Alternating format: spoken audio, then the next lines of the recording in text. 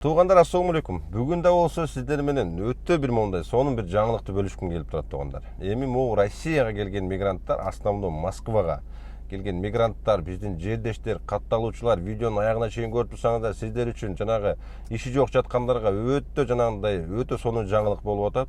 Москвада биздин жердештер метро Тульскайга өзүнүн филиалын ачып, атайын биздин ушундай мигранттарды жумуш менен камсыздоо, кандай жерлерге барып иштеш керек, жанагындай чоң сеттерге, Макдоналдс, KFC, Бургер Кинг деген окшогон чоң сеттерге кантип жумушка орношуш керек, кандай документтер керек, даже жумушка киргизип, даярдап, бүт ошол жака орноштурганга чейин жардам берет экен туугандар. Андыктан видеонун аягына чейин биз менен бирге болуп туруңуздар. Өтө сонун информационный ролик болмокчу. Туугандар, бүгүн метро Отрадныйга келдик. Бул жерге шиномонтаж обклейкасы менен кошо алышылып туруп. Азыр Орозбегинибиз менен учурашып, бул жерде кандай кызматтарды көргөзөт, өзүнөн бир ооз сурап берсек. Ассаламу алейкум. Кандайсың? Жакшы, өзүңүз. Жакшы ачылып алдыңарбы? Жакшы ачылып алдым. Орозбек, айта кетсең, бул жерде кандай услугаларды көргөзүп атасың?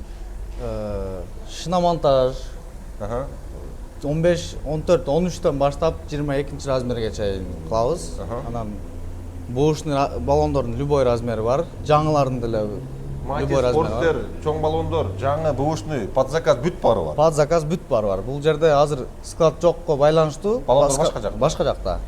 Заранее чалып койсо биз алып келдиребиз. Алып келип берип, любой машинеге салып бересиң. Акчаларын, телефон номерин калтырып коелу, ошол номерлерге чалып сурай берет, Бол. Шиномонтаж, бушный баллондор, новый баллондор, бул жагында обклейкасы бар экен. Айта кетчү, кошумчалай кетчү нерсе туугандар, бул жакта обклейкасына балдар да керек экен. Эгерде жакшы обклейка кылган балдар болсо, Орозбекке мынакей чалсаңыздар, пожалуйста, ушул жерге келип ишти кыла бересиңер. Ориентировочно могул обклейканы көрсөңөр болот, мынакей. Бул жак чоң жолдон кирип келгенде эле жолдун боюнда. Мынакей мойка шиномонтаж 24 саат деп жазылган. 24 саат иштейсиңерби? 24 саат нол жерлер өзү негизи иштей берет экен. Биз клиент канчага чейин болсо ошончого чейин иштей беребиз. Клиент калбай калчак. Түшүнүктүү. Мынакей туугандар, телефон номерин, адресин видеонун астына көргөзүп коебуз. Орозбекке чала бересиздер. Мынакей урматтуу биздин YouTube көрүүчүлөр, азыр Топчубегинибизге келип калдык. Азыр сурап беребиз, деги эле мындай жетишкендиктери кантип жетишкен, деги эле биздин мигранттарга кандай мүмкүнчүлүктөрдү Москвада жаратып койгон, ошол жөнүндө толук маалымат алып беребиз. Топчубегиним өзүң бир сыра тааныштырып, андан кийин деги эле силердин компанияңар жөнүндө деги эле кантип бул сферага келип калдыңар, ошол жөнүндө кененирээк биринчи тааныштырып айтып берсең. Ассаламу алейкум. Менин атым Топчубек, 26 жаштамын. Өзүм карьерамды баштаган бул жаштыгымдан бери ушундай управление боюнча иштеп баштагам, бригадир, старший, младший болуп. Именно ушул жолго келишим бул түрткү Бургер Кинг болду. Ушул сентябрдан бери мен руководитель отдела.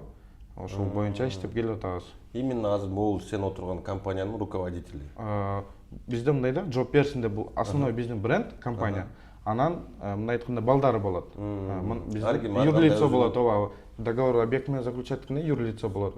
Условно биздики основной бөлөк бар юрлицо, ошол боюнча биз иштешебиз, договор бар Бургер Кинг менен. Бургер Кинг менен иштешип, уже 5 жылдан бери иштеп келип атат бул компания именно Бургер Кинг менен.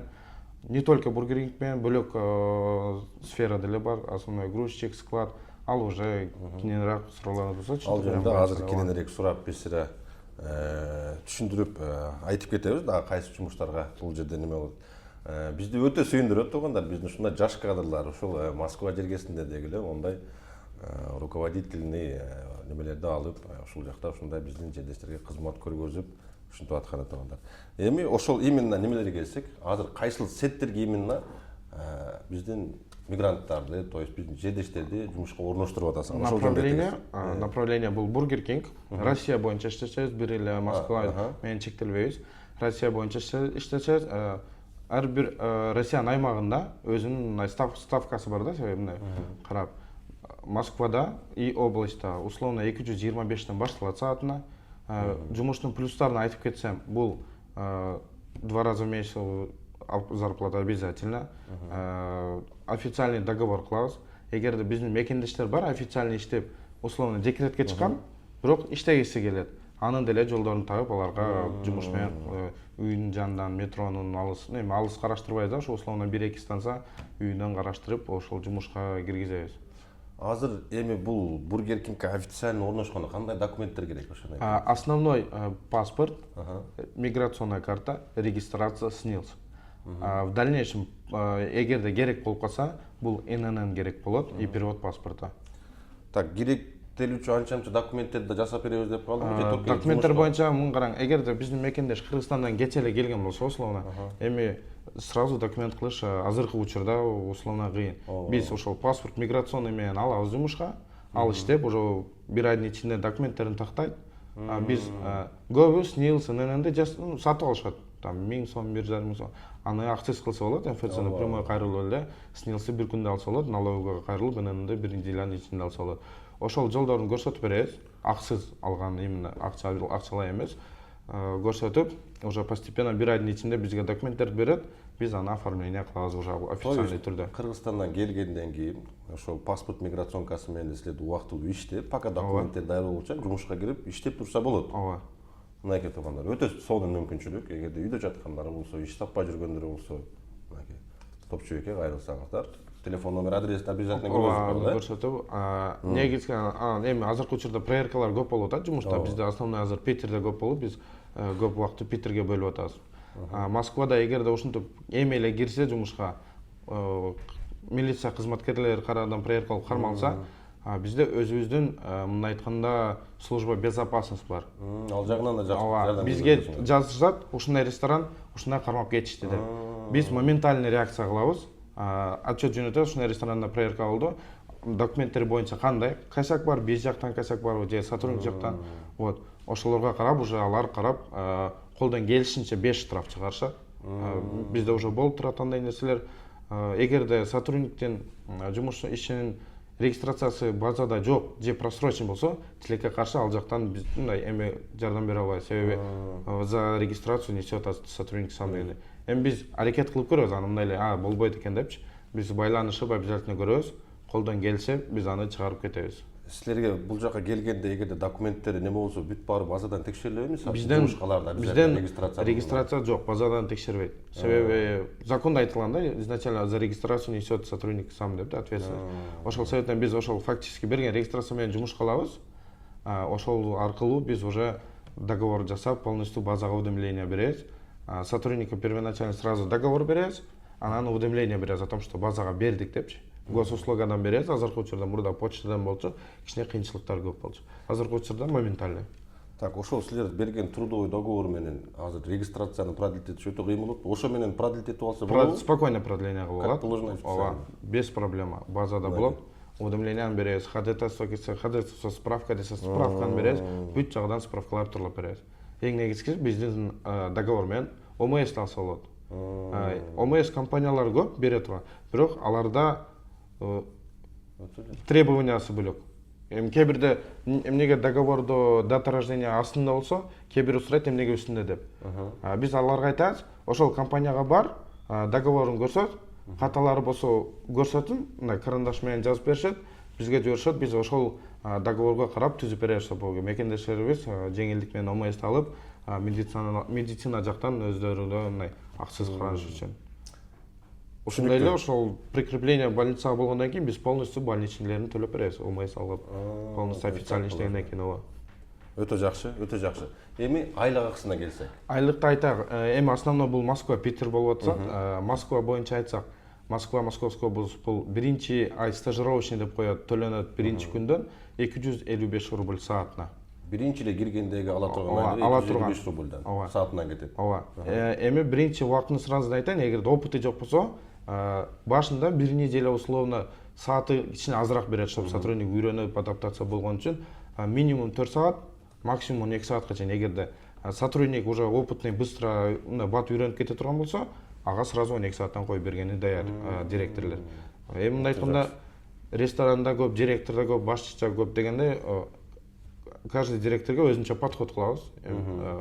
Кээ бири мындай отношение кылса, кээ бир менен жөн телефон менен чалышып, колдон келишинче директорлор менен байланышып, проблемалар болсо, конфликтный ситуация, биз прямой бизге айтышат, биз ошону чечип беребиз. Директор менен байланышып, менеджер менен зарплатасы не толуп калса, сааты эгерде биосмарт болот, эң главный ошибка болот. Отпечатка менен киришет, ооба. Кээ бирде система сбой берет, либо өтпөй калат. Же сотрудник не то кнопканы басып коет. Ошондо сааты жазылбай калат. Эгерде мындай примерно эми сотрудниктер эсептейт зарплаталарын. Меники аз десе, биз табель жөнөтөбүз. Табелди карайт. Менде ушул күн выходной болуп тур, могул күн иштеген, бирок сааты жок деп. Биз письмо жазабыз сразу, либо звонок кылабыз директорге. Ушундай болуп атыптыр, эмне кылабыз десек, алар камерадан карап, камерадан скриншот кылып, дальнейший өздөрүнүн системасы боюнча жөнөтөт, ага премия катары жазып беришет ал саатты. Түшүнүктүү. Эгерде могул Кыргызстанда туруп жазып силерге кайрылып, эгерде биз ушул жактан учуп келсек, мындай гарантированный жумуш менен камсыздай аласыңарбы деп чалып калса Кыргызстандан аларга кандай шарттар каралган? Чалып Кыргызстандан келсе, эми отталкиваясь орусчасына карайбыз. Кээ бир ресторандар эми центральныйде, мындай центрлерде принципиально орусча тилде сурайт, эми жакшы билсин деп, а четтегилер ала беришет. Бизге чалат, условно кайсы метрого келет, ошол метрону айтат, биз плюс-минус 2 станцияны нары бери карап беребиз. Өзү жашаган жердин. Именно өзү жашаган жерин айтат. Ошол өтө жакшы экен, көп алыс кетти. Биринчи ошол жерлерин карайбыз, эгерде жок болсо, уже дальнейший кичине территорияны расширять этип, жумуш караштырып, биз айтабыз, ушул күнү Кыргызстандан условно келет сотрудник, собеседованияга биз беребиз аны. Бизде система бар, направление кылат сотрудник, алар компьютерден көрүп турат ким качан келишини. Договор кылдырып системага киргизебиз, сотрудник келгенден кийин прямой ресторанга барып, собеседованиядан директор менен өтөт. Директор макул болгондон кийин директор сразу направление берет медкомиссияга. Себеби жумуш общепит медкнижка требует этет обязательно. Медкнижканы биз компания жактан полностью өзүбүз төлөйбүз первоначально. Эгерде ал жумушчу 1 айдан көп иштесе, ал за счет компания жабылып кетет. А эгерде алар условно 15 күн, 20 күн иштеп кетсе, тилекке каршы анда условно удержание болот. Ал жерде бир сумма жок, себеби аял кишилердики кичине кымбатыраак, эркектердики арзаныраак. Бул опять же обследованиядан зависит этет. Түшүнүктүү. Жанагы биз көрсөтүп коебуз деген номерде WhatsApp барбы? WhatsApp, Telegram, жана бизде ушундай эле бот болот. Условно бүт вакансиялар көрүнөт ал боттордо. Кандай немелерди керек? Сразу көрүнөт. Сразу жооп берет, ал жактан байланышат. Эми ошол Кыргызстандагылар убар болбой деле мисалы үчүн кичине орусчадан жакшы мындай сүйлөйсүңөрбү деп, мисалы бул жакта обязательно бир адам отурат ошол жөнүндө. Бизде бир орус менеджер бар, жана 2 кыргыз кызыбыз бар. Биринчи чалганда алар орусча сүйлөйт, чтобы түшүнүш үчүн кандай орусчаны билет. Сразу анализдейсиң. Ошону анализдеп туруп, эгер орусчадан мекендеш кыйналса, алар сразу кыргыз тилге өтүп кетет. Уже бүт условия боюнча калган нерселерин кыргыз тилде түшүндүрүп беришет. Анан ошого жараша дегиле орус тилин кандай өздөштүргөн, кандай сүйлөй алат, ошого жараша эле мындай направление берип жөнөтө бересиң. Ресторанга айтасыз, примерно уровень знания русского языка от 5 до 3 деп коет. Все. Алар анализ кылат, бул мага поварлыкка боло берет деп. Себеби алар иштеп, ошол ресторанда иштей берип, орусча сүйлөшүп, уже биздики мекендештер үйрөнүп кетет эле. Самое главное жумушта бул орусча сүйлөш керек. Эми мен көп ресторандарга барып жүрөм, өзүм деле эски тааныштарга. Эми кыргыз тилинде деле сүйлөй беришет ичинде. Эми проверка болгондо, Бургер Кингдин чоңдор келгенде орусча сүйлөп, ошондой өздөрү үчүн бул опять же. Орусча сүйлөсө, канча бат орусча сүйлөсө, өзүгө жаңы плюс үйрөнүп кетет. Так, жана айта кеттиң, бир эле Москва эмес, Московская область, Питерден бери. Россия боюнча. Россия боюнча силерге кайрылып, кайсы жерде болсо дагы ушул именно Бургер Кингдин точкаларын азыр кирип жатасыңар. Азыркы учурда именно Бургер Кинг. Мынакей урматтуу көрүүчүлөр, эгерде по Россия кайсы жерде жашабагыла, бул компаниянын номерин чалып сурасаңыздар, эгерде вакансия болуп, сүйлөшүп калсаңыздар, өзүңүздөр жашаган область болобу, республикалык кайсы жака болсо дагы кирип, ошол жерде жумуш кылсаңыздар болот экен туугандар. Жанагы элдердин акчасын алып берип, нар жак бер жак кылганы өзүңөр мындай гарантировочный болосуңарбы? Биз компания акчаны биз төлөйбүз. Гарантия основной көбүн киргизгендерге айтам. Мен силерге гарантия, мен силер жумушка алдым, мен төлөп берем. Ушунча жыл болду иштейм, задержка болгон жок бизде. Бир жолу болду, бул перед новогодний, когда банктардын проценттери көбүп кетип, сбой болуп, ошондой момент учурда да биз банктан акчаны смететип, өзүбүз отуруп ручной которобуз. Мындай сөз бергенден кийин аткарыш керек дегендей, полностью ручной физический лицодон которобуз. Кыскасы айлык акы боюнча бүт баардык кепилдикти өзүңөр мойнуңарга алып, келген сотрудниктерге бүт өзүңөр расчет кыласыңар. Эч кандай жанагы Бургер Кингке барып тополоң нар жак кылганын кереги жок. Акча боюнча прямой бизге кайрылышат. Өтө сонун, өтө сонун. Так, эми бул жерде бир күндө канча адамды обслуживание кыла аласың? Мисалы үчүн, азыр только эле онлайн болуп калдыбы же бул жака чейин келип көчүткө туруп жанагындай болуп атабы? Анализ кылганга караганда офиске доходимость 40 мындай айткандачы. Азыркы учурда. Бул опять же проверкалардын артынан андай мындай кээ бирде документи жок болуп калат. Ошон үчүн биз основной бул онлайн. Адам менен сүйлөшүп, полностью сүйлөшүп, жумушка даярмын десе биз ага ресторан карап беребиз. Ресторан менен договор кылып, ал сотрудник адрес жөнөтөт, саат ушунчага ошол жерде сени директор күтөт деп. Дагы бир суроо, ошол могу жумуш таап берип, нар жак бер жак көргөзгөн кызматтарыңар бүт бесплатный эмес? Ооба, ал жок. Полностью бул жумушка киргизип, ал жумушта иштеп, ал акча алган үчүн полностью биз жактан бесплатный себеби. Биз заинтересованный мына айтканда лицо. Мынакей туугандар, өтө жакшы мүмкүнчүлүк. Бесплатно бүт медкинишкасына чейин кылып берип, биринчи айлыгын алып, кичине өзүнө келип алса иштеп. Бизде караңыз, азыркы учурда Псковдо жана Москвада грузчик, ночной повар, кассир бар, бул Prime деген объекттер, и еще курьерлик бар, самокат деп. Анын толук маалыматты кийинчерээк айтабыз, бош убакыт болсо, либо Telegram ботко кирсе бүт маалыматтар турат. Бүт вакансия, грузчик, кассир, ошол бизде канча вакансия болсо, бүт ошол направление боюнча полностью бар. Так, азыр Кыргызстандан келгени бир аз жанагындай болуп атат, деп атпайбы, мындай черный списоктон текшерип, нар жак бер жак кыла турган услугаңар жокпу? Андай услуга жок, эми андай сайт акысыз го. Эми жазышса, бизде кол бош болсо, именно себеби андай нерселер мен ашыгам. Мен колум убактым бош болсо, мен обязательно карап беришке даярмын. Мүмкүнчүлүк бар ал жөнүндө деле. Себеби ал сайт открытый доступта, черный список текшерүү. Эми жана айыл жергесинде биз түшүнүп көнүп калгандан кийин ал нерсе оңой көрүнөр экен бул жакта жүргөн үчүнчү. Айылда отуруп жанагы сайт байт анымдуулар билбеген үчүн ал нерсе өтө кыйын сезилет экен да. Ошон үчүн сураганым. Эгер ал жактан айтып текшерип бергилечи, мен Кыргызстандан барып силерде иштейин дедим эле десе, карап берген возможность. Ооба, карап берген возможность бар. Мындай орустарда бир сөз бар го, не пользоваться корыстным случаями дегендей. Мындай видеого туруп алып, жөн эле карап бергилечи деп. Карап беребиз, биз үчүн кыйынчылык жок, бирок убак деп коет. Түшүнүктүү, түшүнүктүү. Эми силерге канчалык мындай гарантированный болуп, жумушка кирип, неме болуп турса, силерге да жакшы экен да четинен. Түшүнүктүү. Так, бүт бар официально дедиң? Ооба, бүт официально. Эгерде неофициальный эми российский паспорттор деле бар биздечи, мындай өзүбүздүн мекендештер. Мен пособие алам или официально иштейм бөлөк жерде десе, либо по совместительству оформление кылабыз. Основной өзүнүн жумушу болот, биздики совместительство также официальный болот. Жок, официальный керек эмес десе, бизге баракчага заявление жазып берет арыз. Ушундай причина менен заявление официально не хочу деп. Бизге жазып берет, бул бизде турат.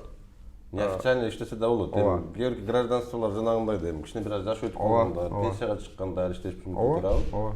Ошолар той заявлениясын жазып, силерде келип иштеп неме кылып турса, дополнительный подработка сыяктуу болот. Жумушка жаш боюнча айтып кетсем, российский паспорт болсо 15 жаштан ала беришет. Тилекке каршы СНГлерди мурда алып болчу. Случай болуп бир жашы жетпеген бала ошол ресторанда колун майга салып алып, 175 градуста кайнап аткан майга күйүп, ошол себептен кичине ограничение болуп калган. Эгер российский паспорт болсо, аны деле жумушка киргизе алабыз. Так, российский паспорт болсо 15 жаштан жогору канча жашка чейин? Максимально өзү 40 дейт, эми кээ бир адамдар 40 жашта деле уже физически мындай иштейм дейт да.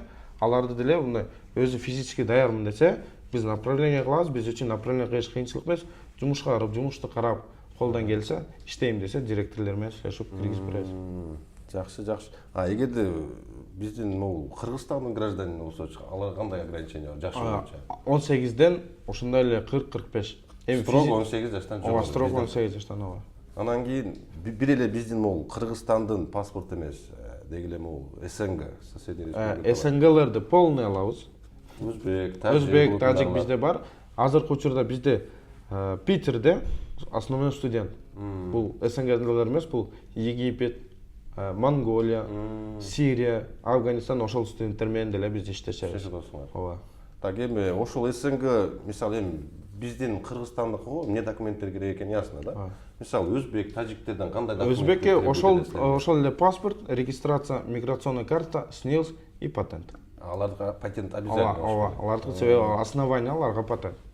Азыркы учурда аларга кыйынчылык кичине жаратып койду патент бар. 2 айдын ичинде официалдуу түрдө жумушка кирип, уведомление бериш керек МВДга.